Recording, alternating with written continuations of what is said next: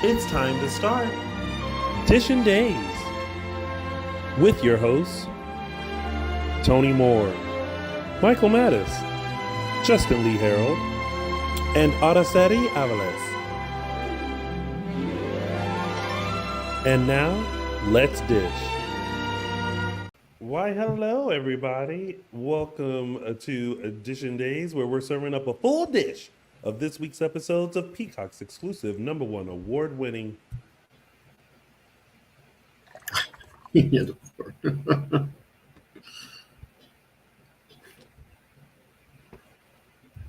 soap opera, Days of Our Lives. If you haven't already, make sure you like us and follow us on all social media platforms. We are Dishin Days Show on Facebook, and Dishin Days Show, and Dishin Days on Instagram, X, and Threads. Also, don't forget, make sure you subscribe to our YouTube channel. If you are watching us live and in living color and you haven't subscribed, hit that subscribe button.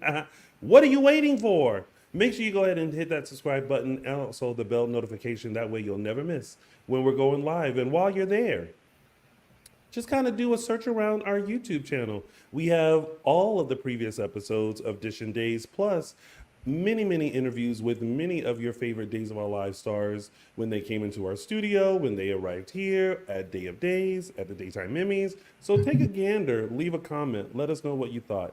Also, we are available on your favorite podcast stations. We're on Apple Podcasts, Google Podcasts, Spotify, and iHeartRadio. In case you're stuck in traffic and want to catch up on all the stunt shows and shenanigans in Salem, you can listen to us on one of those podcast stations or wherever podcasts can be found.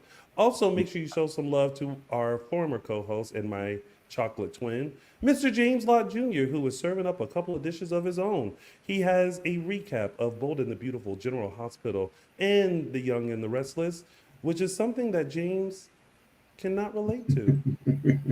Also, he has some original dramas that he himself has created and produced. So make sure you head over to JLJ Media on YouTube or wherever podcasts can be found, because James Lott Jr. is the only friend that I know who's old enough to remember when Moses parted the Red Sea. There's a podcast on that one. It's a show on that one.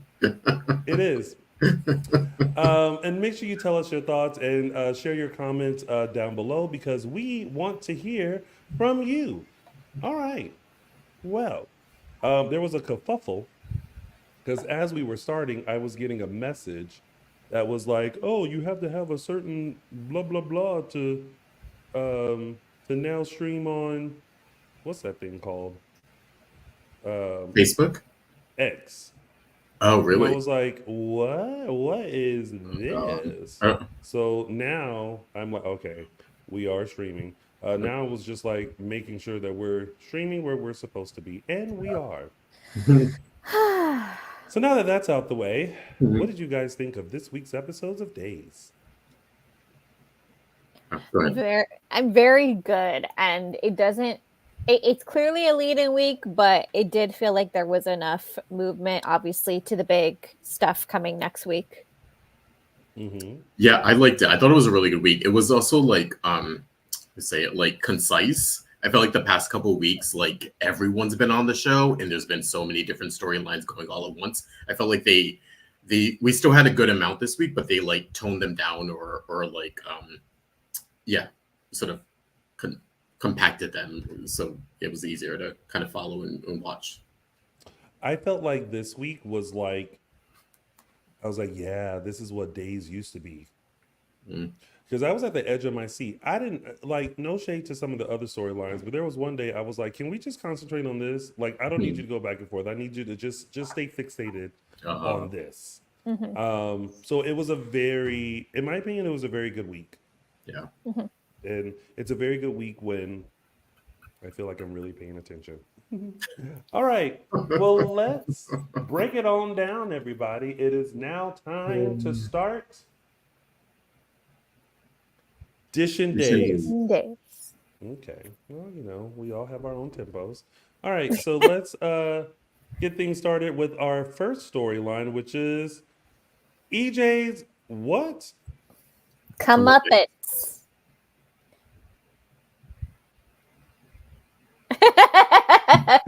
God. He's coming up from what? Like he's getting his due, not due, but the opposite of due. Like he's getting his Just desserts. Yeah, just desserts. Let the record show I didn't pick the word. Totally. Let the record show that I didn't read these beforehand. It's there now. But we talking about EJ and his comeuppance. Although I feel like it's EJ's downfall. That same thing. Yeah, that's what comeuppance means. You know what would have been a better word? Downfall. Mm-hmm. Yeah.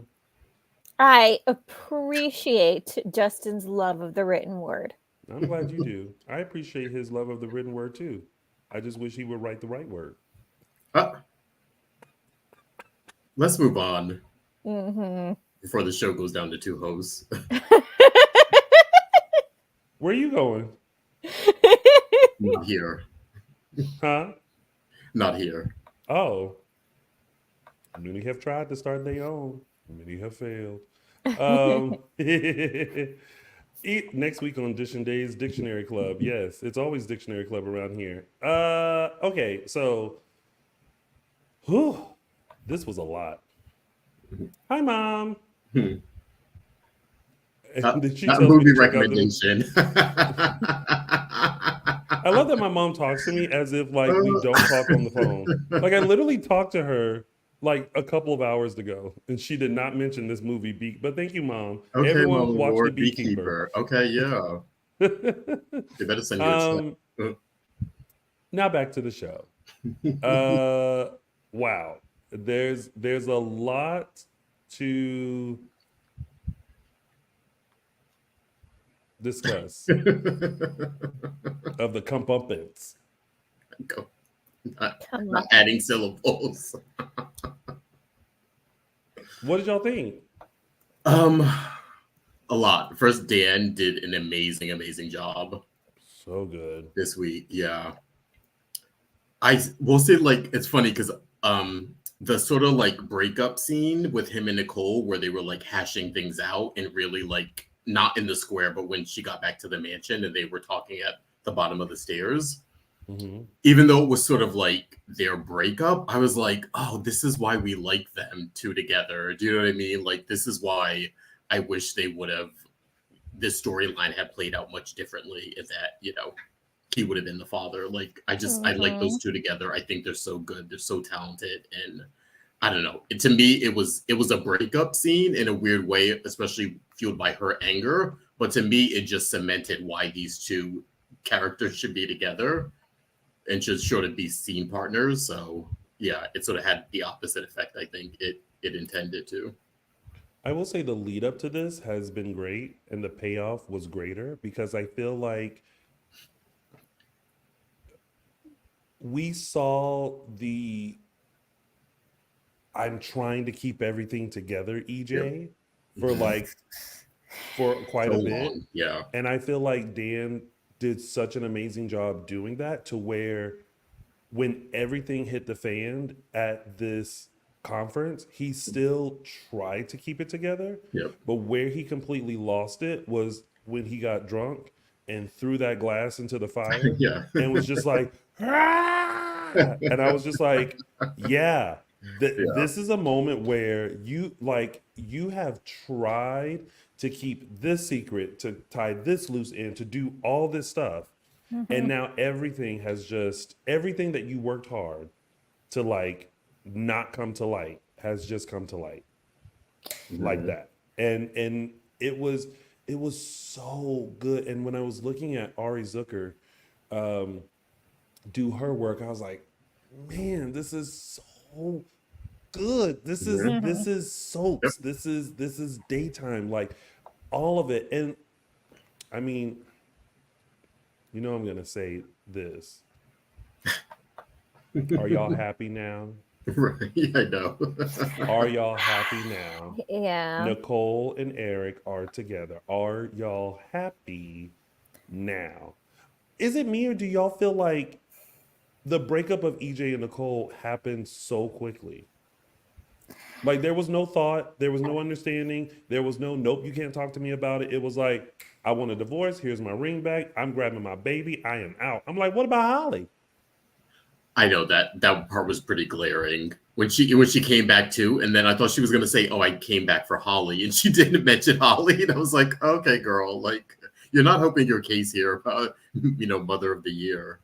Yeah, No, and this actually, is why I'm over it. when they were at the airport and Eric was like, "Let's get out of here," I was like, "Oh, so you just gonna hop on the flight? You ain't gonna worry about Holly? You just gonna get on the flight and go to Paris with you?" Oh, you thought they were leaving?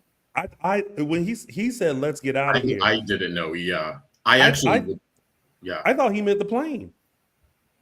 yeah. Oh, I did too. I feel like that's what he meant. Yeah, Yeah, I was like, "Oh, we just gonna go." yeah.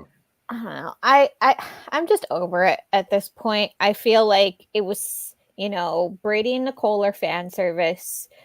Great. They get to ride off into the sunset forever. Eric. Eric, yeah. Sorry, Eric, yeah. Yeah. I'm just Eric and Nicole. I'm over it. Honestly, I don't enjoy, I'll be honest, I don't enjoy them together. I've enjoyed the individual performances of everyone here. I've enjoyed what everybody has brought to the table in this storyline. But do I enjoy Eric and Nicole even after all of this? No. Nothing's gonna make me get on that ship. And I know a lot of people are like, no, you're against Eric and Nicole. I'm pretty sure if you go back when Eric and Nicole were together, we were for Eric Yeah. and Nicole. But I Mhm. think now, as a progression into these characters, into their relationships, I think there's just so much that has happened between them that it's like that ship has sailed. Yeah. You know what I mean? Mhm. And I think for me, it was when he just like they literally just got married and he Mhm. up and went to Africa. Yeah. And then he came back, and found out that Nicole had an affair, a one night stand with a drunken one night stand with Xander, Mhm. and he was like, "I'm done with you." And now it's like, well, now you don't get to come back after your life has been in shambles, and now you feel like you want to, like that love never left. Where was that love when all that was going down? Yeah, the whole for better or for worse part of the vows kind of got lost in translation. Yeah. So it feels like a forced super couple in Mhm. order to satisfy fandom. Mhm. And I mean, we all are gonna like who we like. I just think in this day and time, I liked EJ and Nicole only because with everything they have been through, they know each other. Mhm. It's Mhm. just like Sammy and Lucas. With every like we liked Sammy and EJ together for Yeah. so long, but it's something about Sammy and Yep. Lucas Mhm. that they know each other inside and out. There's nothing that can really get past them. It's like if Sammy messes up for the 10 billionth time, Lucas is like, Mhm. how do I get you out of this? You know what I mean? Yeah. Or Mhm. it's like, I knew you were up to something. Why didn't you tell me so I can like make sure you know, Mhm. do it Yeah. right or Yep. something? Right. Yeah. So Oh, Yeah. well, it is what it is. I will say, I gotta say, I love the scene with him and Holly. Mhm. I thought like that was really well done, and I like their take on it of her sort of being a bit understanding and him really calming down because it was after that, his big meltdown scene where he throws the glass, and it was like, okay, this is EJ being sort of real and vulnerable with someone, and we haven't seen that. We've seen him sort of be um reactive to like Stefan or other people knowing the secret, but never him sitting down and saying, "This is what I felt. This is why I did it." And he did that with Holly, which just I think made a really great scene. And not for nothing, I feel like EJ actually has been a very good stepfather to Yeah. Holly in that he's never talked down to her. If you notice, he's never Yeah. treated her like a child. He's never been like that stepfather that says, that she doesn't deserve an explanation for things, that she just has to put up with things in the house. He always went out of his way to make sure that she was comfortable, to make sure that, you know, she got everything that she needed, including the best medical care possible. But he also told the line of knowing that he wasn't her father, and that Nicole, it was up to Nicole to take the reins and make decisions for her. And his job was just to stand by Nicole's side and not interfere, and just make sure that that they both knew that he was there to support them. Yeah, and I think she respected that. I think that's sort of was her sort of demeanor in talking with him, to being like, okay, I'm not going to scream and yell at him and you know, get mad at you because you took my baby brother or you hurt Eric or whatever. And yeah, I just think she was so understanding. And I don't know if this is a not set up, not in terms of like a couple, but set up in terms of her staying there, or you know, there's going to be a question soon of what happens with Holly. And so I don't know if that was laying the groundwork or if she is going to go someplace else, but it's more than likely, if she stays on the canvas, I think she'd stay with Maggie because that's her grandmother. Yeah, I agree. But I also think it's, you know, maybe she decides to stay there. I don't know. She's seemingly on decent terms with EJ. I mean, I highly doubt Nicole would be okay with that. Yeah. But either way, I think this was more than anything a sign of real maturity from Holly. Yeah. You know, not that Nicole acted immaturely, because all of this was done to Nicole. I think she acted appropriately towards the situation, but I think that Holly realized that she was not in a position to throw stones. She was not in a position to be judgmental or cavalier about the situation, and that does show some maturity. Mick Floyd just said, we know why it's rushed. Eric and Nicole have not grown. They always go back to square one. EJ and Nicole are a pure soap-driven couple, always have been. Eric and Nicole are not a super couple, Tony.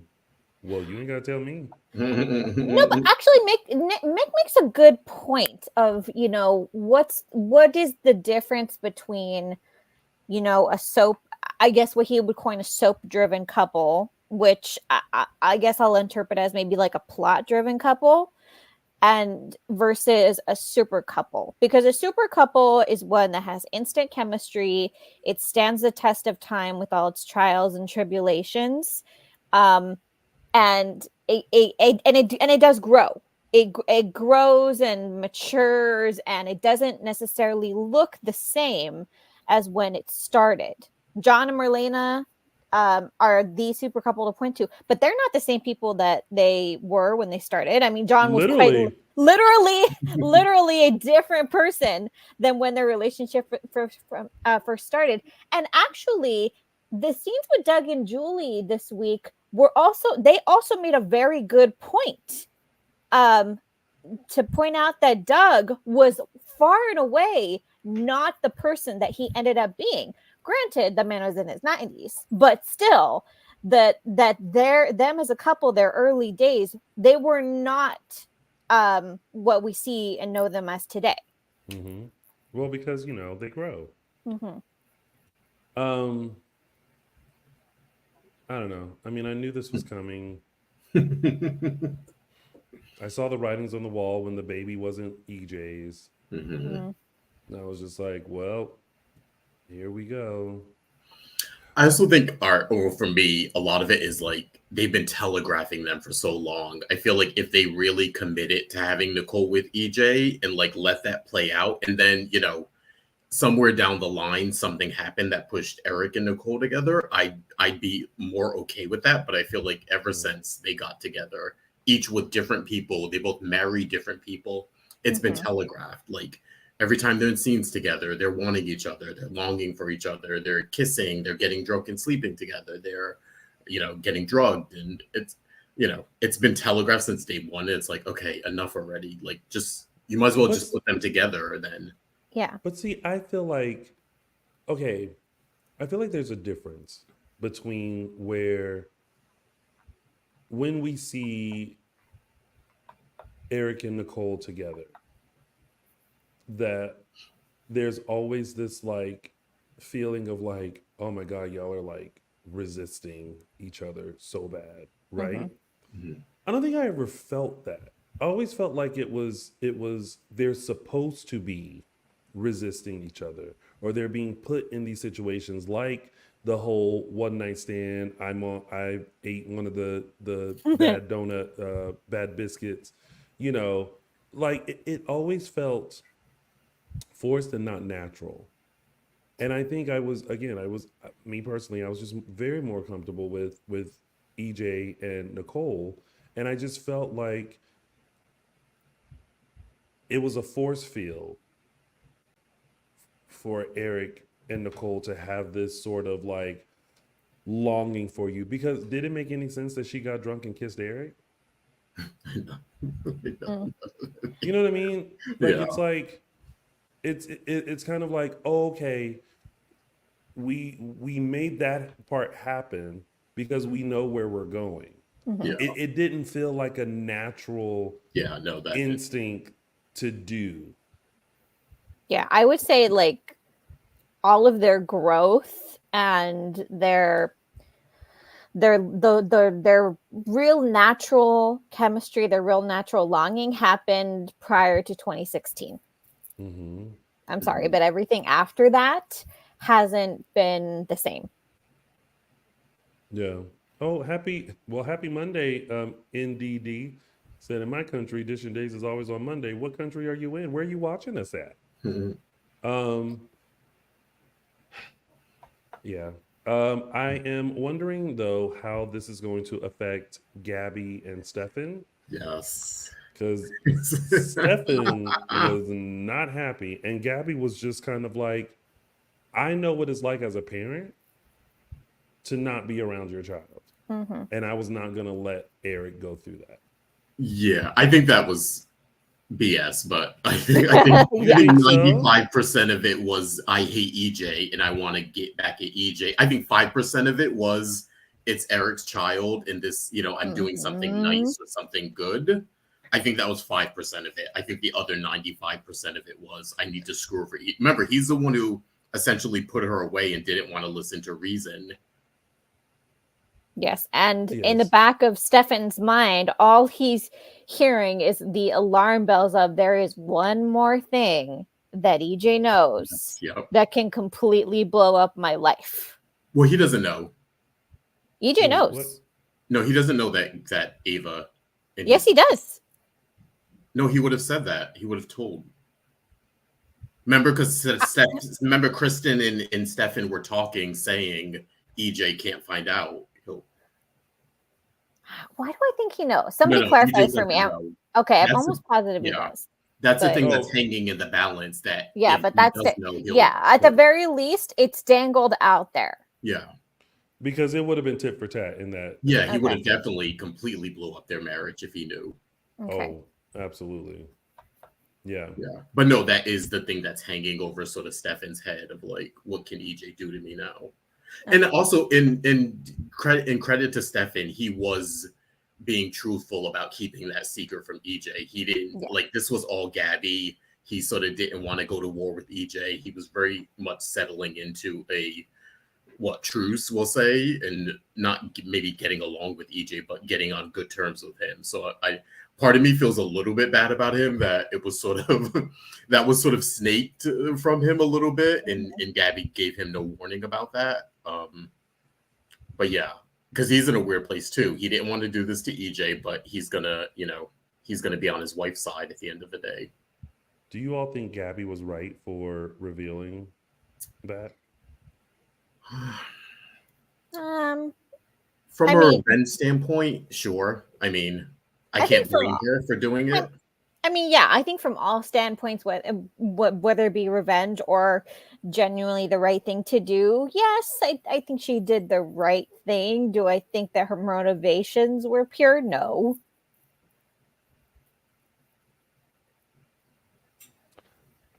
What do you Yeah. think, Tony?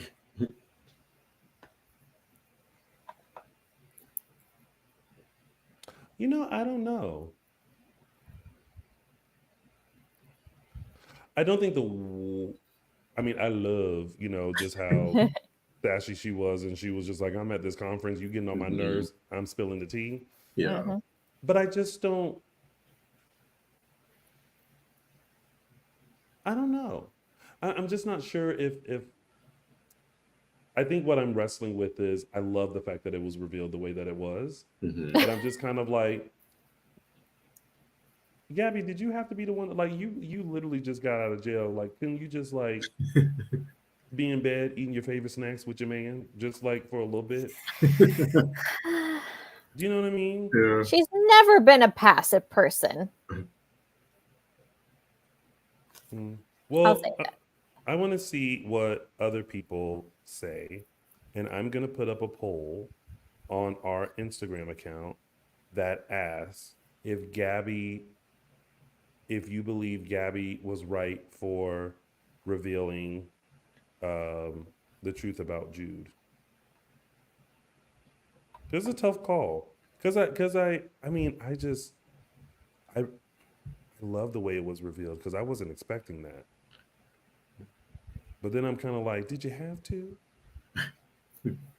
So you're more against the way she did it, or just the fact that she did it, period. Okay. I mean, I will say definitely not that public. Like she could have did it at the house Yeah, she could have told Nicole any other because way. Yeah. because who I felt bad for was Nicole. Yeah. It was totally revenge against EJ there, because like, yeah, Yeah, she could have easily pulled Nicole aside or even told her at a different time, and Yeah. the result would have been the same, except for EJ being embarrassed publicly. because Nicole was sitting there like, wait, what? Like I just asked a question in favor of my husband. What is this? Hmm. Or she even could have went to Eric and told him the truth and everything she knew, and then had it corroborated later too. Yeah, well, what's done is done. How do I word this? Was Gabby right for revealing the truth about Jude? Because I think it's two different questions. Was she right Yeah. about revealing the truth, and then was she right about revealing it the way that she did? Because that's two separate schools of thought. Let's see. Well, let's see what people say. Was Gabby right for revealing the truth about Jude? And I'm gonna tag Days, and I'm gonna tag Mhm. Cherry, Mhm. and we shall see. Yeah. Yeah. All right. There And then we we go. have Look the at me. caveat of Yes. In speaking any Gabby of yes. In her. any case, Cherry is doing a great job. Yeah. She is. She is Gabby. She is Gabby. Mhm. Like just the aura and the foundation and the like, again, she's one of those, it's eerie because I cannot be looking at the TV and just hear her talking, and I can still, the way she says it, it still feels like I can hear, like, yep, that's how Camila would do it. You know what I mean? Mhm. And it is not to say that she's mimicking what Camila did, but what it is that she understands the essence of Gabby. She has the foundation of Mhm. Gabby. So she's able to like really portray her in such a way that it's still a familiar character. Because as you all know, we've had some other characters that have been replaced, and we're like, we have no idea who you're interpreting at all. I will say it's been a long time since that's happened, though. Mhm. I'm just saying. You just saying. Um, all right. Was there anything else with that We had the storyline? little scene of Ava and Kristen and Stefan, or kind of Ava and Gabby getting Oh closer. lordy. Do you think Gabby, because uh, in the true essence of Gabby, Gabby doesn't interact with someone unless I like know where she you go. Yeah. knows something. Mhm. And so like, do y'all think Gabby somehow knows? I kind of got that And feeling. right, and she's just kind of like, I'm so glad that you were there for him.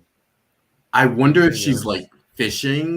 Do you know what I mean? Like if she maybe Mhm. not knows that they actually did something, but wonders or speculates maybe. So I feel like maybe that's not her only interest in it in getting Gabby Chic there, but I also think like maybe in the back of her head she's thinking, did something go on? Let me do some snooping or investigating. Mm-hmm. I don't think that she suspects that Stefan cheated on her. I think she could be suspect of Ava just in general. Yeah, well, that's what I mean. Like them getting close in general, I'm saying, yeah, as opposed to she knows something. Or maybe she was sitting in, because she had a lot of time to think. Yeah. Like while she was sitting there and in between her getting bullied, she had time to be like, beaten. Yeah. I mean, Ava's a beautiful woman. Stefan is fine. What y'all doing spending all this time together? She was engaged to his twin brother who looks exactly like him. Yeah. It's not so far-fetched for her to suspect that too. I mean, she knows how much time they've spent together in the last few months. A lot of time. Yeah. Yeah. Oh, I think that she'll get there very quickly. I just don't know that she's quite there yet. Yeah. Oh, I also had this moment when, and I'm sure we'll talk about it more later, but since we're talking about Gabby, when they mentioned Abigail to her, it's interesting. My first thought was, did Sherry like go and like research like what's the history between Gabby and Abigail so that she would have the right reaction? It was a good reaction too. Yeah. Yeah. It was a really good one. Yeah. Yeah. I kept flashing back to that line that Gabby said right when Abigail died? No, it was when Gwen was driving Abigail crazy. And I remember Gabby saying something like, nobody messes with Abigail but me. Oh. And I'm like, that perfectly sums up their relationship. Yeah. Yeah, I wonder if she's gonna factor in if she's moving into that plot line or not. But I thought it was a nice choice to like have Rafe say something to her and just to be like, hey, like, you know, I know your sordid history with this woman, but also, you know, you're also someone who would like to know this information. And yeah. And like you said, great reaction by Sherry. Yeah. All right. Well, that was that storyline, and now we're gonna move to our next storyline, which is Bobberette and Connie team up. Y'all, Connie is crazy. Connie is crazy. She Connie is batshit hanging in the rafters crazy. Yes. Like, was anyone else like looking at her with breakfast like, you made 2 plates? I know. I totally called it. Like, ma'am, you killed him. He is in your mind. Yeah. And then I thought, is everybody in Salem a little cuckoo for Cocoa Puffs? I mean, everybody's a little cuckoo, but you have to admit this is a new level of cuckoo. We've seen people lose it. We've seen people be all up in their emotions. But it's been a while since we've seen someone this cuckoo for Cocoa Puffs. Right. Dylan Matthews, Connie is not a nasty girl by any means. She is a crazy girl, crazy. She is a crazy girl, crazy. She is a crazy girl. And is anyone else gonna match her crazy? Yep, Bobby. Yep. It was like crazy meets crazy, and I was like, nah, he's entirely. This is why everybody. This is why mother effing brain. I can't. Yes, this is why people in the asylum get their own rooms. Oh God. You know what she should have did? Instead of walking in there talking to Bobby, what she should have did is went in and checked in. Funny enough, I was like, when she popped in, I was like, is she a nurse there or a doctor? I was like, because do we know what she does for? I can't remember. We don't know nothing except she is. To me, they have made Connie almost kind of like a Glenn Close in Fatal Attraction. Oh yeah. Like she's like a woman scorned when it comes to, because I think she wants to be in love so badly that she gets fixated on people, which makes her crazy. Because even when she stabbed Lee, she was like, oh, I'm like, bitch, you look like you've done this before. Like, who else have you? And And then, so now we just going willy nilly throughout Salem, no mask, just gloves with a knife, stabbing people. Connie, Connie, we Um, just stabbing folks in just just no rhyme or reason. Just, oh, you want me to get rid of them? And then it's the same knife. And then you made eggs. You chopped up the mushrooms with that same Nice. knife. Oh. You chopping up people and you chopping up mushrooms. Uh, Ugh. Connie crazy. so we did get the confirmation. You're right, Tony. She does live there. Yeah. And that's another crazy thing. Now, Yeah. granted, I will probably say, you know what? No. I will say kudos to whoever thought of that. Mm-hmm. Because if you wanted to make her a staple in Salem for a bit, like ain't nobody got space to Yeah. build Connie's apartment. Right. Yeah. And I feel like somebody said, she crazy. Guess where she gonna live? Where she killed the man. Yes. And it makes sense. Mm-hmm. It's What like, made me laugh though, it's literally the same apartment as Trip and Wendy. They didn't even change any. Yes. No. Literally. That's a funny thing. That's why I think in my head I didn't think it was her apartment last week, because it is the same apartment. Not switched over, not changed. She literally was like, Trip and Wendy, you moved? I'm gonna move in here furnished and not change. Even the yellow chair in the corner is the same. I'm like, it's almost like before Trip and Whitney left, they listed it on Airbnb. yeah, furnished. And she said, I'm gonna go live there because that is where I killed Lee. Yeah. And we got And- confirmation he's dead. I didn't think he was dead last week, but I guess I'm sad. I kind of thought he was going to be, or hoping he would be alive, and it was like Well, honey, hold on, hang on a second, because nobody, no crime. Well, now let's see, but it doesn't. This is not ghostly. Let's differentiate that right now. This is not Lee's ghost coming back to haunt Connie. This is all in Connie's mind. Oh, Okay. Lord. So you're saying still 100%. possibility he could possibly? Yeah, no. I still hold hope. If we learned anything this week is if that body is not dead, decaying in the ground, then there's always they a didn't chance. pull up Lee.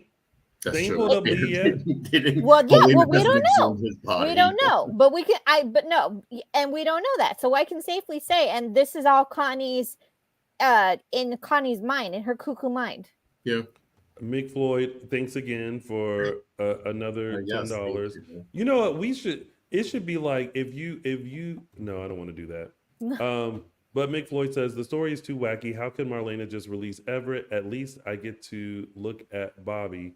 You know what they say about those tall, thin guys. Yeah, you've been a nasty girl, nasty. You've been a nasty girl. Don't. I can't stop giggling. I won't be able to stop giggling if I keep thinking about it.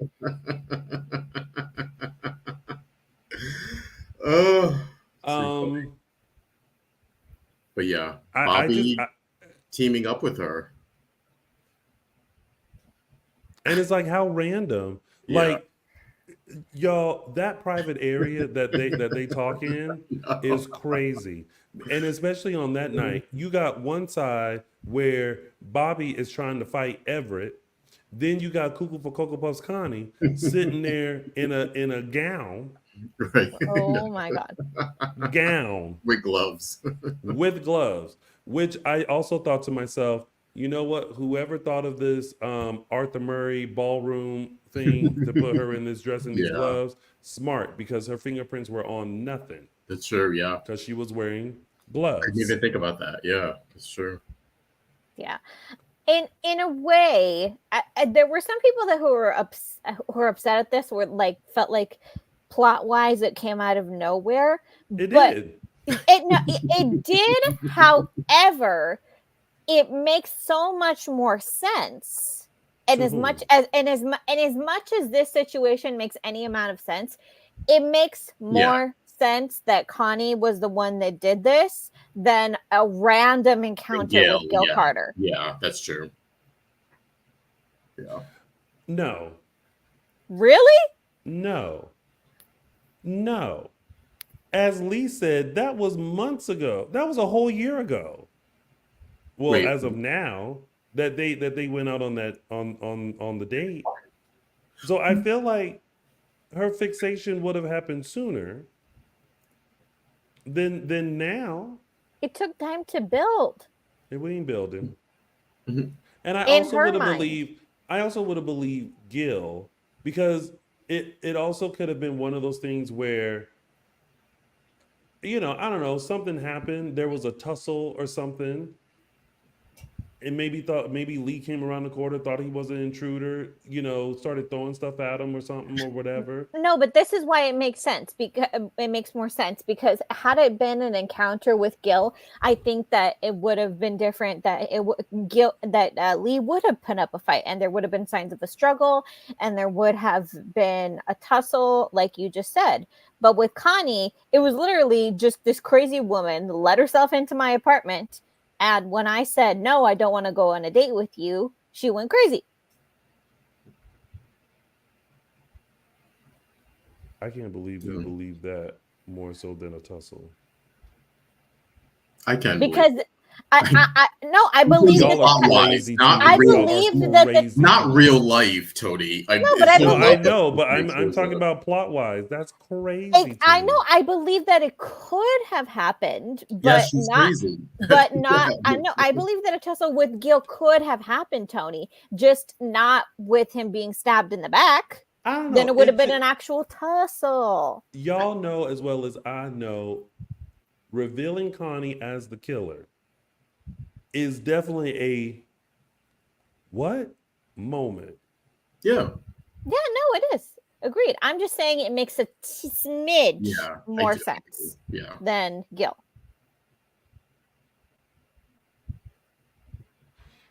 Because random acts of violence, despite what people want to think, is actually much less rare than people just going batshit crazy. I'm just a fan with open arms. I am here. I am here for the ride. Mm-hmm. I am here for the journey and the discovery.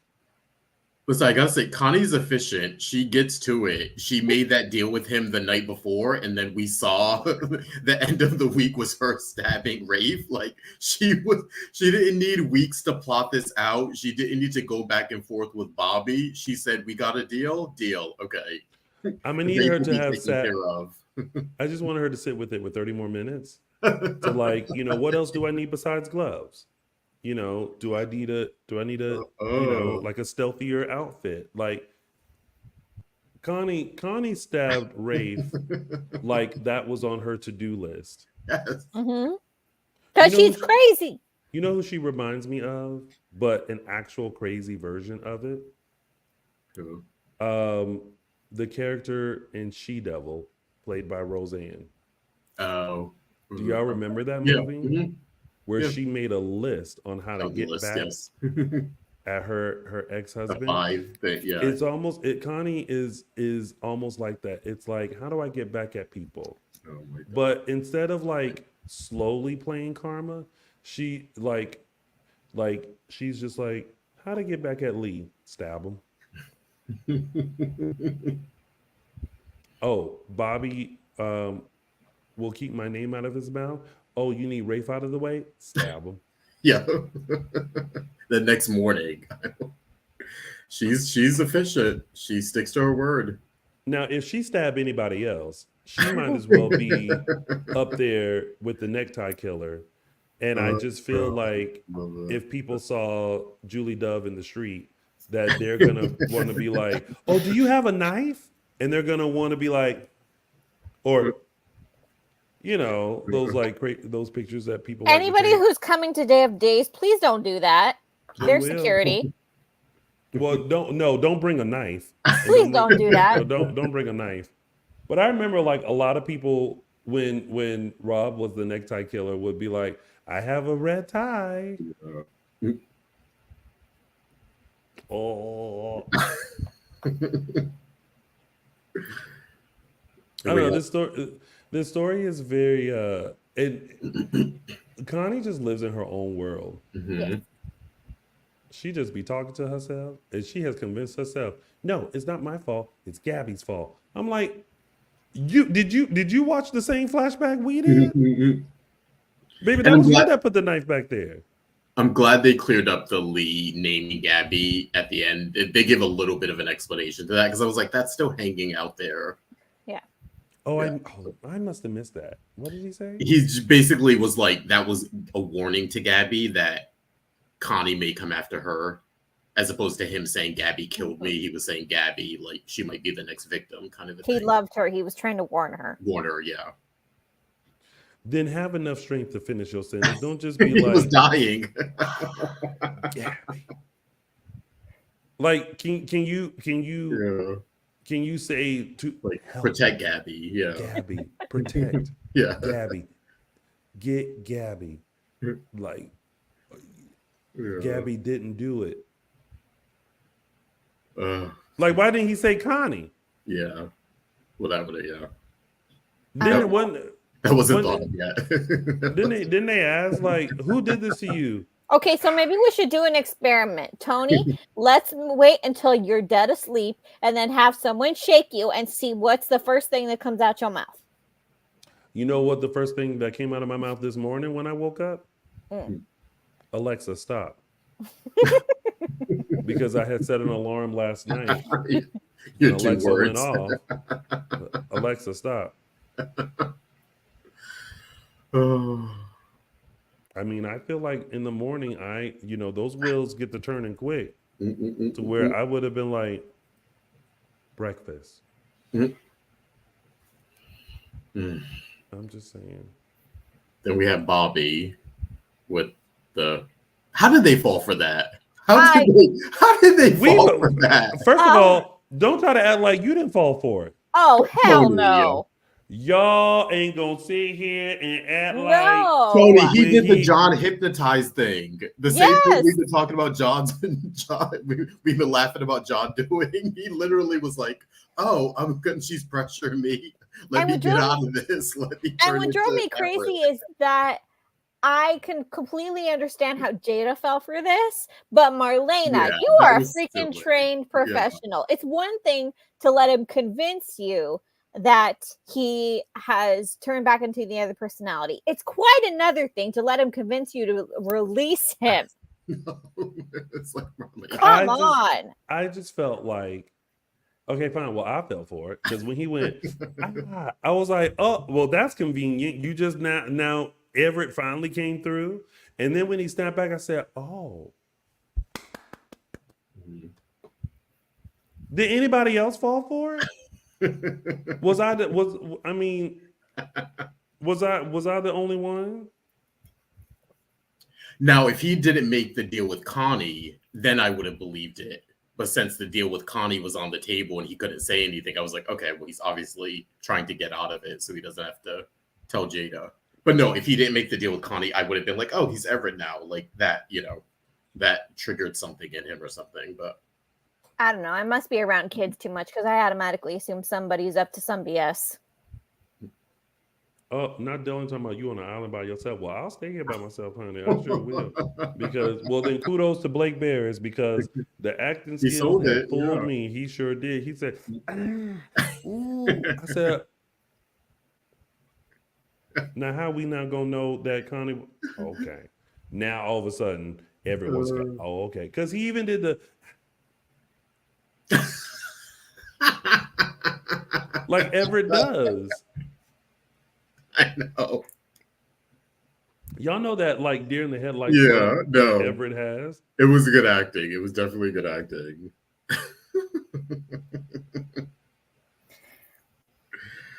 Anyway. This will be interesting, though. Now we know, well, because remember, we've never seen him.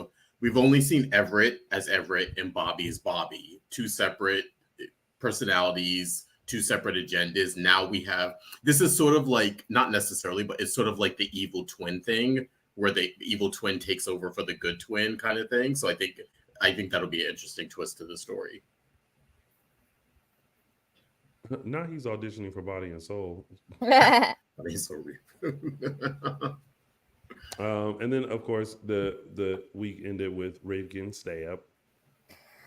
Ah, poor Rafe. Yeah. Yeah. All right. Well, we can move on to our next storyline, right? Mhm. Which is, where's Abigail?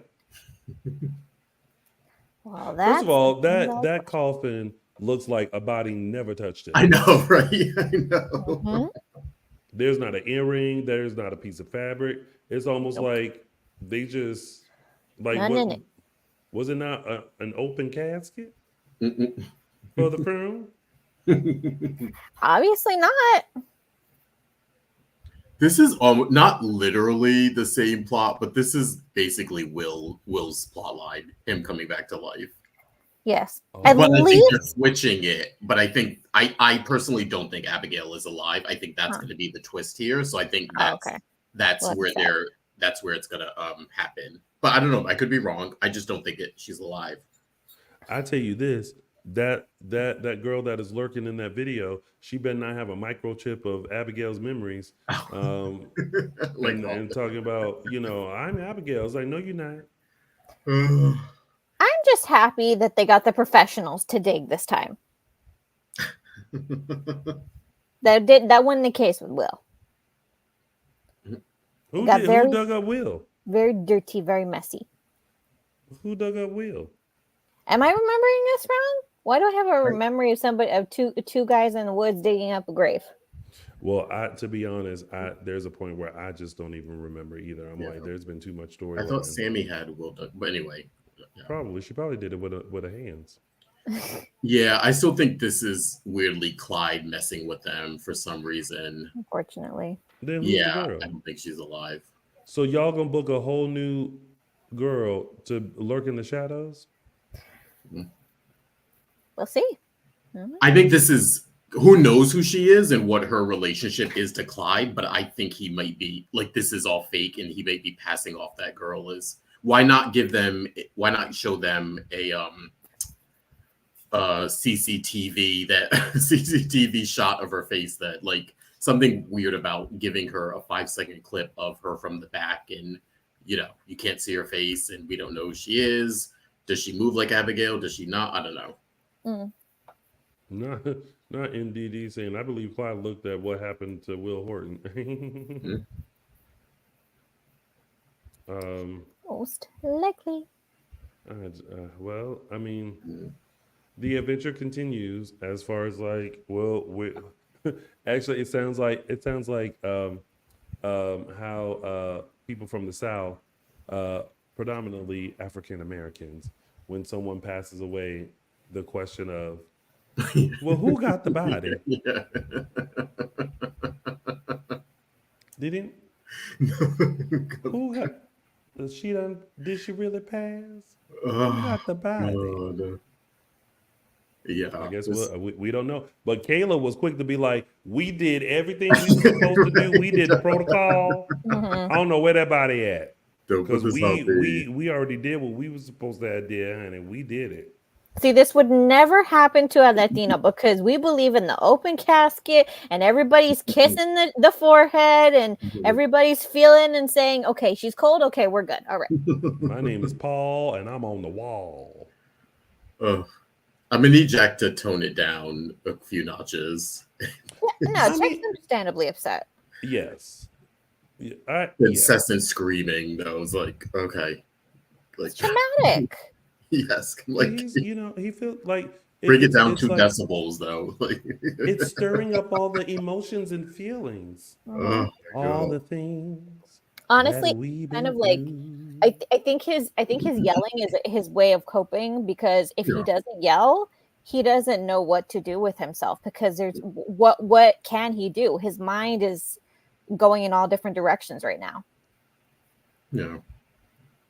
There's a lot happening, and then feeling like you're now once you imagine making peace with something and then it's stirred up again. Got to stir it up, got to shake it up now. When I think about my Abigail, ooh, I wonder who got the body. Got to shake it up now. That is not where I thought this was going. Anyway. I mean, that's pretty much it with this storyline, right? Well, except for, and we have to give our kudos here. We saw this week Thursday was the very last scene we're ever going to Yes. get of Mr. Bill Hayes. Yeah. I thought this was going to be somewhere else. No, yeah, I put it in there since they're right there. Oh. You know, while watching that scene,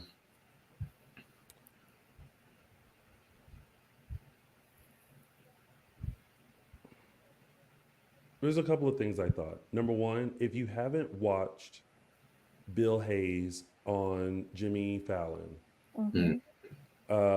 watch it.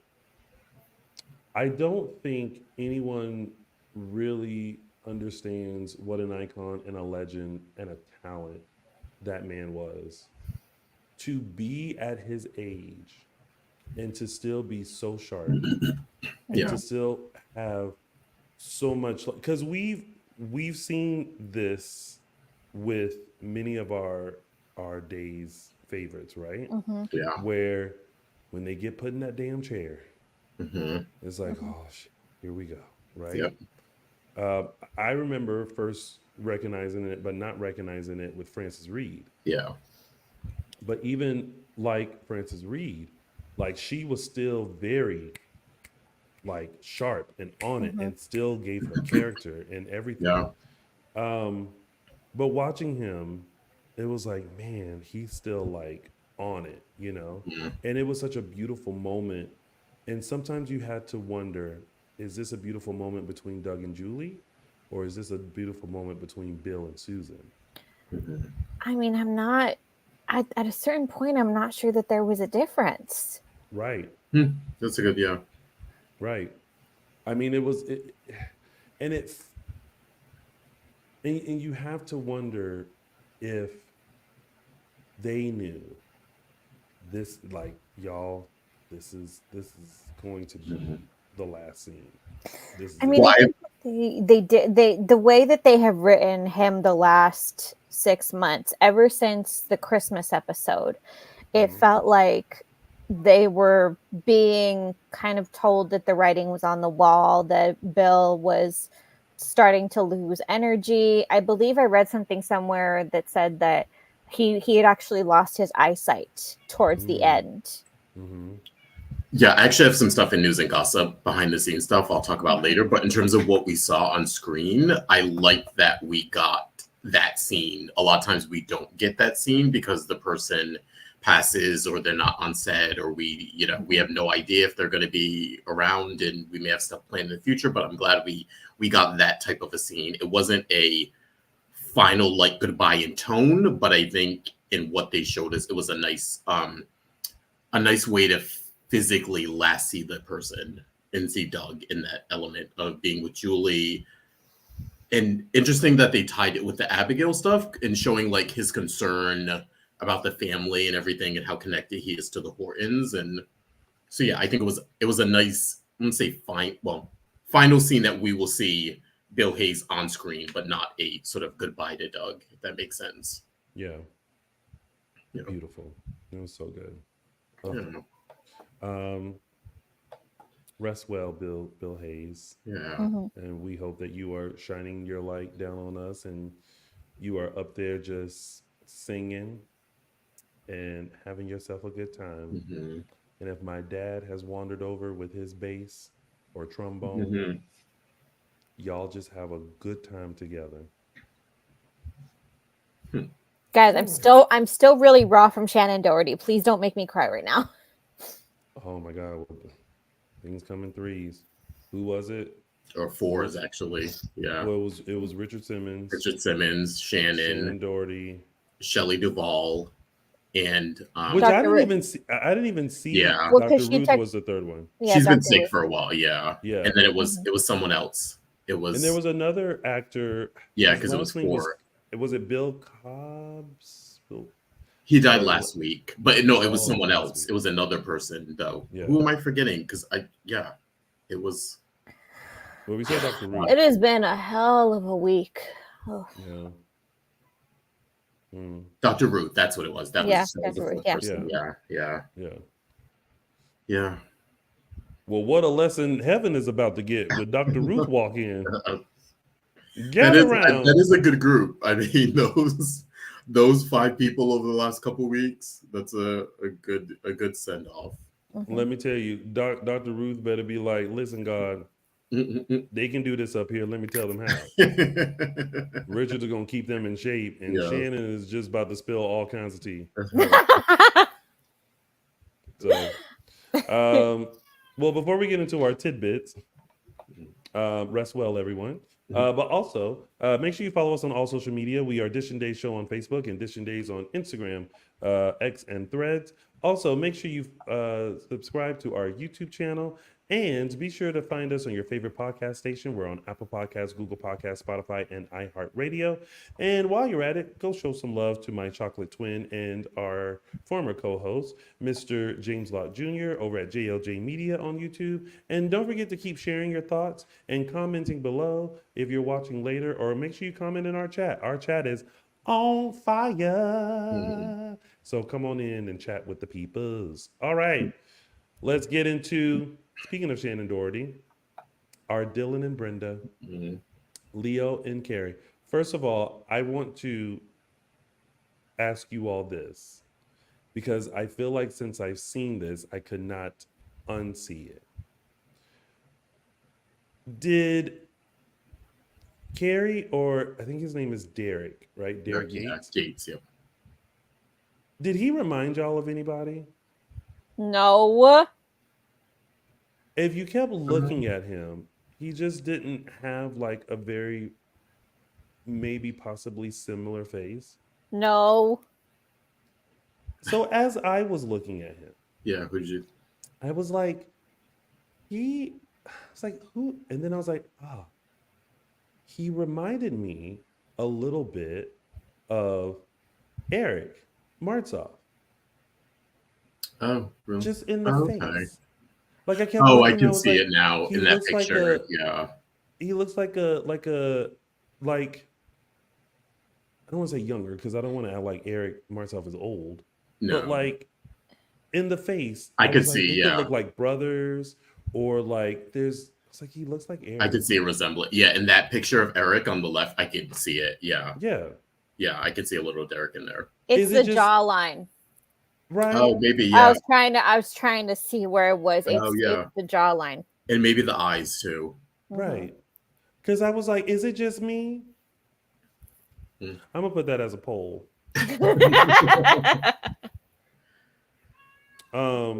But speaking of, you guys go ahead. What did we think of Leo and his I love this. Yeah. This is one of those things where it's like a real life like scenario comes into the show. Do you know what I mean? It doesn't eclipse it or take you out of it, but it was nice to see a gay scenario, I'll say that, on the show and have it play out the way that it did. I thought it was interesting.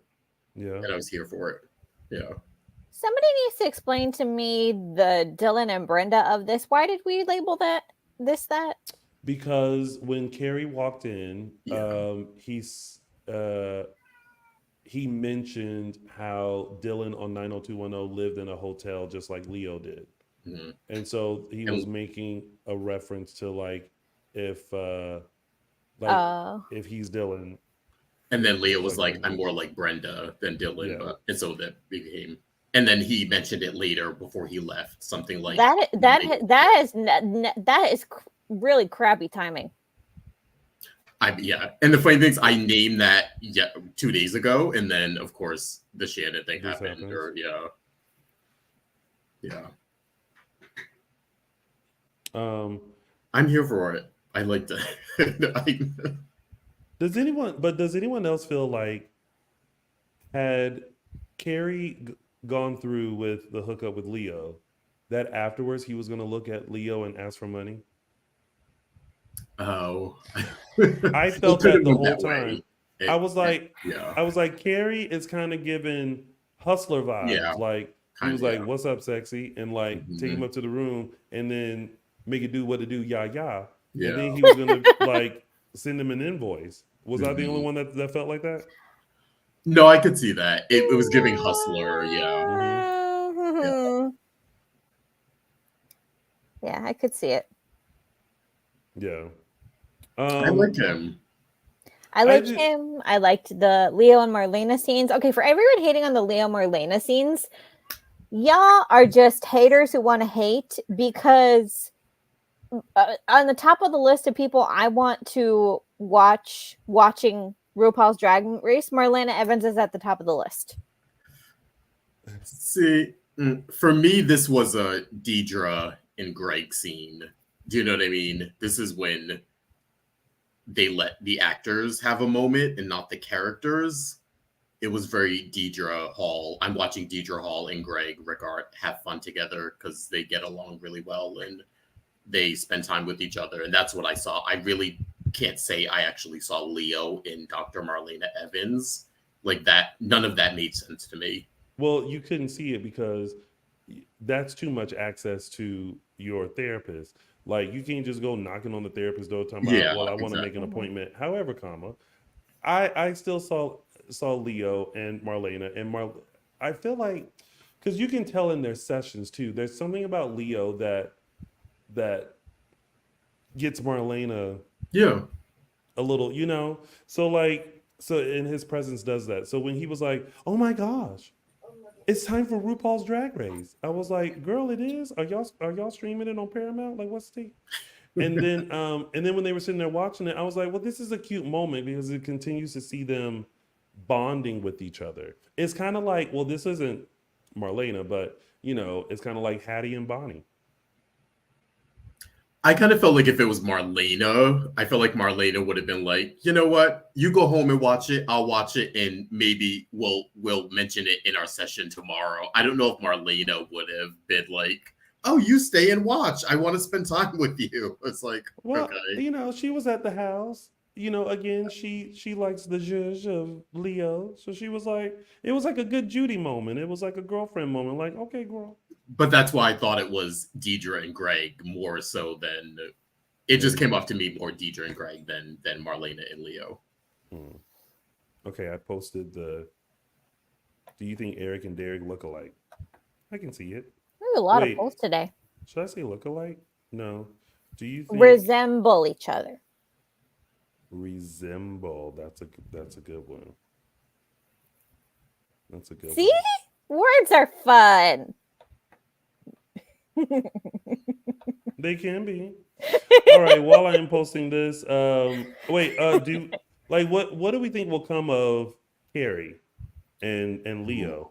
And why do you think Leo was so resistant to that man? He had no good loving since Dimitri, which, him and Marlena kind of talked about that. But like Leo is like, I think he's trying to do something different. You think so? I think he's like, you know what? Let me not do this and let me see if there's a different outcome. But he also said that there was no spark. Mm-hmm. Yeah, I don't know if I believe that. Because let me tell you.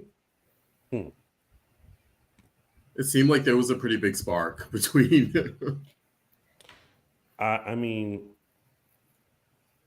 I don't know if you take someone to your hotel room. There's a spark and then there's a spark. I think that I really think that Demetrius just kind of ruined everybody else for him. I don't know. When you have somebody like Carrie standing in front of you with a chiseled jawline, scruff, and long hair with a tight t-shirt that shows all of his muscles, I would think that even if it's a flicker, I'm going to go with it. Yeah. Yeah. Shout out to Derek Yates. Yeah. But I hope it's not the end of that. I hope we see Carrie again. Me too. Oh, Can he bring some friends? Right. Maybe we should invite him to Day of Days.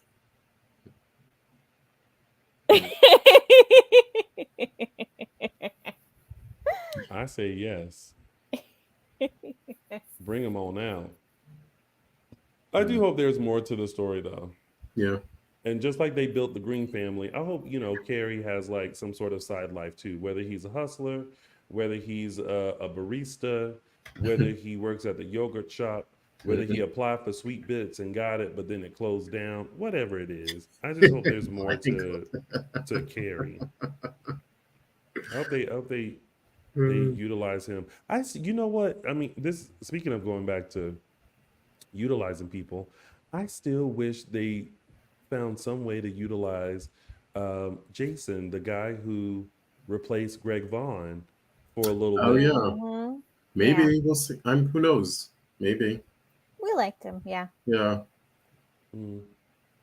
I mean, And listen, we've been waiting for Dan Wells to come back for 20 years, and that that would have been a perfect sort of button on that one to have him right. come back and play Eric. But Even Natasha did well as oh Sloan yeah, for those hmm those I believe too. But well, there's an in there, so that she's probably more likely to come back than well, there's an in there now, but she started it, huh. huh? What are you talking about? But so she's with what's his name? Yeah, but she came Engaged to. before him. Oh yeah, well, she was not the engagement, but yes, she came. Anybody else following this? Oh, so now you can't follow? Girl, she kills me, honey. Anyway, I don't let's know. move About on. halfway through this count, so we'll see Yep. how it goes. Let's go to Xander's second double wedding. Y'all know when they talk about wedding and double, it ain't gonna happen. It's a bad idea. It's just a bad idea. The funny thing is, the one Maggie described was probably the only one that was successful in date. That one, no, in what's the name? Jennifer and Jack and Adrian and Justin. Those are probably the only two successful double weddings we've ever had on the show. Mm-hmm. But yeah, That's it. I'm surprised they sort of caved. Like I kind of get it, but I don't know. Yeah, like, I okay, agree. That was I really felt like there should have been more resistance, especially on Xander's part. Yeah. For a whole host of reasons, he should not have given in so easily to this. Especially since his last wedding was a double wedding, and we saw how that happened. Yeah, Yeah. they sort of breezed by that, and If I was Xander, I would have said, no, thank you. If I was Your own Xander, I wedding. literally could have come up with a whole notepad list of reasons, and I could have listed them in order of severity to which this is a bad idea. no, right? No, thank you. Sometimes all it's they- weird. Oh, go ahead. Sorry. I was just gonna say that's all Xander needed is no thank. The way he Yeah. said no to that check. No, thank you. Right. I know. Say yes to the check and no to this. That's what you should. Mm. That You got your order. you got your yeses and nos mixed up, Xander. Supposed to say yes to the money, no to the double wedding. Like a double wedding can be tricky when people like each other. Like none of these couples are friends. They have not. Like they're in the same family. That's the only thing that unites them. You know what you know what? This is how they should do double weddings in the future. It should be yes, we can have our wedding at the same time. I go first, y'all go second. At least let me get through my wedding. Because I know my weddings are gonna have no problems. Most people do double weddings I've seen, but yeah, they don't actually stand at. I know that's like a weird either days thing or soap thing or. See, there we go. Maybe they will. Who knows? But the person who needs to go first would be Xander and Sarah because they're a little more locked. Their wedding, yeah. And then Alex and it's like everybody stay seated. Now we'll have Alex and Teresa. And then whatever drama you want to unfold during that, let it happen. But at least we already married, honey. And I also would be like, listen, you're paying. You pick up the bill too now, since you're now the richer couple. That's a good one. Yeah, you're coming in on our wedding day. You can pick up the bill here. Exactly. All right. Well, we'll see what happens at this wedding. Yeah. Now we move on to Operation Salem Summer. Wow. Well, I guess so far it's working. Yeah. Not too bad. And they did say it wasn't a bad plan in its conception. Yeah. I still feel like there's a lot of minefields to go because this is gonna be a long summer. If they intend to actually have a chance of keeping this up for the summer, or at least for like the next few weeks, then yeah, there's still a lot of minefields to maneuver. Yeah. They also didn't give us the of where Tate's gonna be remember that was like a question last week of like, we need to figure out where you're going to stay or stash yourself or whatever. I originally thought like, oh, it might be the Demira tunnels or whatever, because then Holly would have easy access, but who knows if Holly will be there much longer, so that may backfire. I just feel like this is a capital MESS. Yep. You doing all this, like you could have just went and played lacrosse for the summer. Y'all could have been pen pals and then came back and still liked each other. Like y'all doing a lot. My first thought is I know how it's gonna get blown up because Alex almost blew it up, but we all know he about to have problems of his own. But I just feel like it's gonna be, I broke my leg, but I'm not Tate. Oh, Aaron's gonna. Oh no, that's gonna be. Don't say that. Don't say that. I don't want anything to happen to Aaron. I like Aaron. I feel like Aaron is such a good character. He's written so well as just such a really good supportive friend, and also is willing to take advantage of a premier opportunity for his education. But did it have to be like lacrosse? Couldn't it have just been like, we're sending you away to study abroad? Well, that wasn't, Aaron's decision. That was on Brady. Brady made that call, and who was Aaron to turn down an opportunity? It's also just it's like y'all. They are going through a lot to prevent Holly and Tate, and Holly and Tate just keep figuring out ways to like. It's like, you know what? At the end of the day, you know what? Y'all think you're grown, then be together. Yeah, like sending your kid away for the summer, like just 60 is a little weird. I don't know. It's a little, I don't know. I haven't been on the parent side in a lot of this. I feel like they're so reactionary and a lot of this could be tempered, but I don't know. There's something about sending your kid away for the summer is like a bit extreme. And I'm actually surprised it came from Brady. And like, my whole thought was, if I was the actor playing Aaron and my line was, all right, see you guys in 2 months, I would have been like, I'm just off the canvas for 2 months? Like, y'all not gonna cut to me? They'll probably cut to him at some point. That's just me. Or maybe, like you say, Tony, he may get in trouble or an accident and have to Tate has to make his way back home. Something. But yeah, Aaron's giving me old school Jamie vibes. Sammy's I don't know. I feel like Jamie put up with way too much. Oh no, totally. Sammy put her through the ringer. Just going with the flow. Speaking of going with the flow, that was your week of days, everybody. And now it's time for our favorite part of the show, which are our segments. And we're going to start with mine, which is Tony's official 3 Snaps Award. Oh, snap! Oh, snap! That snap never comes in first. Anywho's it. So listen, I love a great Kiki moment. I love a moment where, life meets TV. So my 3 Snaps Award, which Justin is probably not going to like, goes to Leo and Marlena watching Drag Race. Because I want to know which season they were watching, which episode they were watching, which queen they were rooting for. I love representation within representation on the representation. So, Greg Ricker, Deidre Hall, you get Tony's official for watching an episode of RuPaul's Drag Race, honey. You get Tony's official 3 Snaps Award. Oh, snap! Oh, snap! Now, it's funny because, like, I know we've already had Jackie Cox from Drag Race on the show, but I thought, could there be another Drag Race, like, cameo that could happen? Why not? Do y'all watch Drag Race? I never got into it. I feel like I would like it. I just never got into it.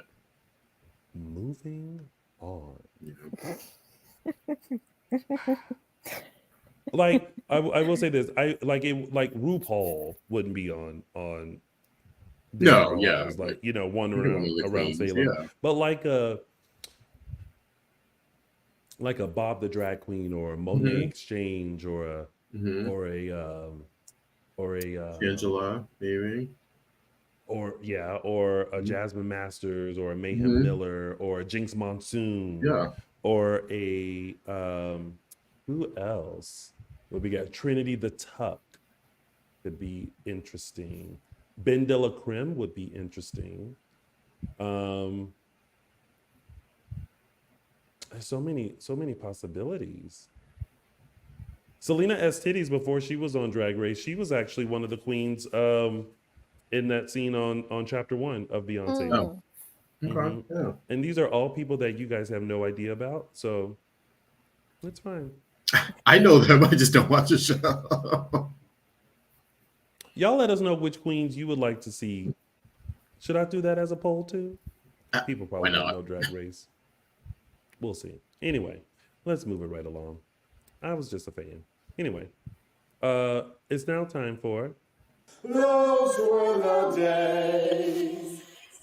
All right, I'm taking you back to July 13, 2015, where Abigail's pregnancy with Thomas was concerned, and here she is confirmed by Kayla.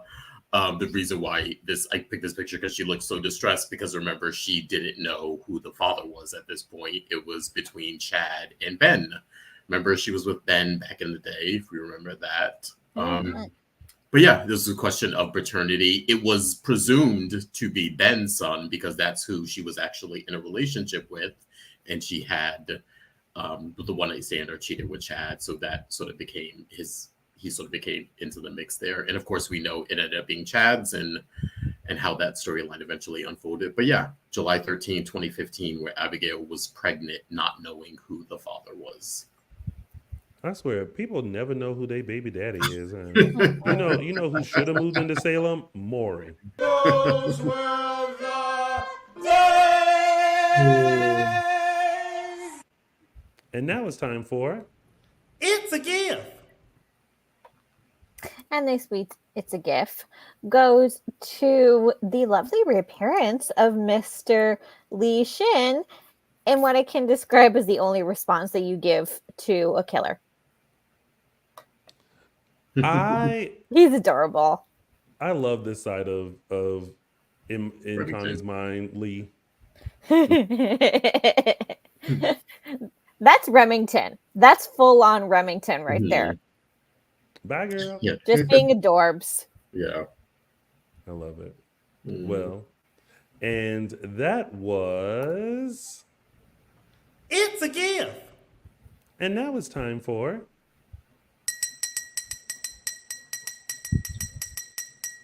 News and gossip. Yes, we're starting off with a little behind the scenes info, some sort of poignant info from Susan Seaforth Hayes on Bill Hayes' last scene that we talked about earlier. Just a few tidbits. This one was, that scene in particular was filmed about 4 weeks before he passed. And like Araceli mentioned, he was actually blind in that scene because he had previously lost his eyesight. So just to tell you, like Tony, you were mentioning the consummate professional that Bill was to be able to do that scene and to do it without his eyesight, without we the audience knowing that or him drawing attention to it, but also just to be able to do that and be up for it and want to sort of work and be back on set and, sort of in the midst of everything he was going through. And Susan said that she actually sensed that that was probably going to be his last scene with how his health was moving forward. And so she actually rewrote a lot of the dialogue. So that scene with them, that wasn't sort of what they were supposed to say to each other. And she sort of coming in as the wife and co-star was like, this might be the last time we see him. So let's throw in some family history stuff, some sort of romantic stuff, and sort of let him go out on a great note. And so this is the benefit of sort of working with your spouse or working with someone who knows you for this long, to be able to not only do that or suggest that, but to have the power to do that. And so that's sort of what we got. And as we told before, we don't get sometimes those scenes because we never know if someone is sort of coming back or if something bigger is planned for the future for them to say goodbye. But we got it in this sense because Susan sort of, as she always does, sort of stands on business regarding her marriage and her husband. And so I'm glad that we got that. So yeah, it's a little behind the scenes stuff about Bill's last time we see him, at least on screen. And is there something else? Oh, and a big happy birthday to Susan. Celebrated her birthday this past week, and go on her Instagram. She took a lovely trip. So go check it out. It's her sort of seeing the sights and just having some fun and experiencing joy, and go check it out. I think after what we saw on screen and saying goodbye to Bill, it's a nice little refresher. Mm-hmm. Next up, we have some casting news. First up, we have Chris O'Shawn, who has been booked and busy, is right now shooting a horror short, Twofold Happiness, and we'll keep you informed about the upcoming release date, in addition to his really successful Netflix movie that's out right now. He also is now a children's book author. He released on Amazon Axel. Let me see if I can say this correctly. Axel the Draxolotl is how he said it. Mm-hmm. It's a children's story about a little dragon's first day at school, and you can find the book on Amazon right now. Next up in casting news, Jen Lilly has a new project that I think she's filming right now called A Little Women's Christmas, which is going to be the retelling of this classic on Great American Family. And she will be playing the role of Meg March. Meg, if you know the story of Little Women, it's 4 sisters. So she will be playing the role of Meg, with Gladys Knight joining the cast and also singing an original song for the production called Joy. And also just a belated happy birthday to our one and only Miss Judy Evans. She is celebrating the big 6-0. Not that she looks it. She's fabulous at any age. Yes. Next up, we have some reminders. We are first starting off with Day of Days. Again, we told you about it last week, but continue. It is happening November 2nd this year, 2024, at the Peacock Theater at LA Live, downtown Los Angeles, hosted by our very own Mr. Tony Moore for the 3rd year in a row. So again, folks, if you haven't been to Day of Days, if you can get to Day of Days, it is worth it. As we've told you before, it is the one place that is a concentrated effort to have as many as the cast as possible. We do not have an official cast list yet, but most of the cast is seen in Day of Days. So yes, if you always want to participate, if you're one of those people who it doesn't come to you, this is an opportunity for you to come here to LA. And again, there are going to be many events going on that whole weekend surrounding sort of celebrating Days of Our Lives, in addition to us starting the 60th year at that point. So yeah, again, if you're on the fence about it, we highly recommend coming down November 2nd to Day of Days. It's definitely worth it. Yes, next up we have a little from one of our favorite henchmen, Mr. Steve Blackwood, who played Bart on the show. His book, The Steve Blackwood Sessions, How to Act and Succeed. This is him as an acting coach. His technique is a little bit more method than not. So if you're into acting and are interested in that, you can check it out. Again, The Steve Blackwood Sessions, How to Act and Succeed. And he is giving, with the first 50 copies sold, he is doing an autograph of the Days cast. You can see the pic there. I forget which one that was. I want to say it was maybe, we're in 60, so it could have been maybe 40 or 45 at that point. But yeah, you can get the first 50 will get a signed copy of that. And all info, you can go to www.steveblackwood.com. Then we have a fundraiser Zoom from one of our favorites, Miss Stacy Hyduke. Again, she's doing a fundraiser for the music festival rights to her upcoming show that we've been telling you about called Brand New Cadillac, which takes place Sunday, July 21st, hosted by Melissa and Michelle. And tickets and info, you can go to Stacy's Instagram at Stacy_Hyduke. And then next up, we have a bunch of birthday and cocktail Zooms and some in-person events starting from Star Image Entertainment, starting off with a very fun, entertaining one. I am sure it is a birthday Zoom with Eric Martzoff from Brian Totillo, celebrating their birthdays together. That will be a fun one on Thursday, July 25th. Then we have another birthday one. We have Lindsay Godfrey celebrating her birthday with special guest, Mr. Paul Telfer, on Sunday, July 28th. Then we have a Girls Just Want to Have Fun cocktail Zoom with Stacey Hyduke and Emily O'Brien. That one happening on Monday, August 26th. And then we have our Hot Men of Days Nashville in-person event on the weekend of September 28th to 29th with the added acoustic concert the next morning with Carson Boatman and Scott Reeves. On all tickets and information for these various events, you can go to eventbrite.ca/Star Image Entertainment. And speaking of Carson Boatman, he is continuing with the Day Players on their national multi-year tour at this point. And yes, we have final confirmation that they have added a show at the Bourbon Room the night of Day of Day, So November 2nd, the Bourbon Room here in Hollywood, California.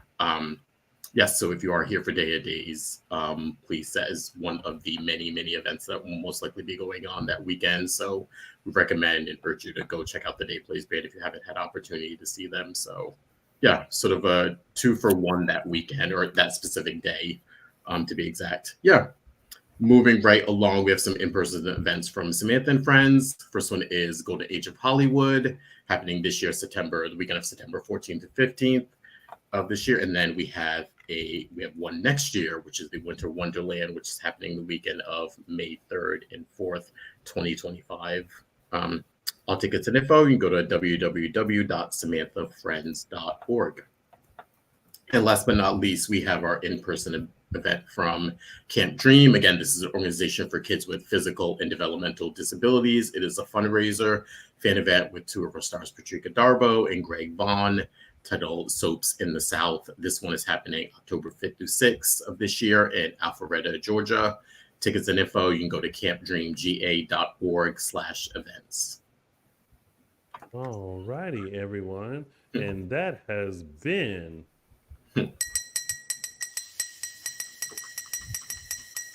News and gossip. And now it's time to find out what's coming up next week on Peacock's Days of Our Lives. In Salem, watch your back. Oh my God, Reeve! How bad is it? We're losing him. Show how you feel. I witnessed their addiction to one another. Then why didn't you let her go? And accept an invite to double wedding drama. If there's anyone present who knows any reason these two should not be joined in matrimony. You still have feelings for her. Am I wrong? Speak now or forever hold your peace. Who's that? Days of Our Lives. Them sound like some good heels. Ooh, I see a lot of brothers in the audience. Not good What? heels. A lot of brothers. Everybody's brothers coming to town. Everybody's brothers coming to town. Yes. Well, it looks like it's going to be an exciting double wedding week in Salem. So we all know some sun shows and shenanigans are about to go DOWN. All right, you all. Thank you guys so much for tuning in to Dishin Days. But before we head out, Justin Lee Hareld, where can they find you? Follow me on Instagram at Justin Lee Hareld. Araceli, where can they find you? You can find me on Instagram and Twitter at Tia323 Araceli. And y'all please go bug Michael Mattis at MM Mattis on Twitter and Instagram. Say hi. Where you been? And when you coming back? And take a picture for me and send it. Go show some love to him. And you can find me on all social media platforms at Lounging with Tony, or you can find us, Dishin Days Show on Facebook, Dishin Days on Instagram, Twitter, X, and Threads. Thank you guys so much for tuning in to a fabulous Dishin Days. We hope you come back next week when we're serving up a full dish of next week's episodes of Peacock's exclusive #1 award-winning hit soap opera, Days of Our Lives. Until then, have a wonderful week. Enjoy yourself. Be safe. And Godspeed. Bye. Bye, everybody. Bye.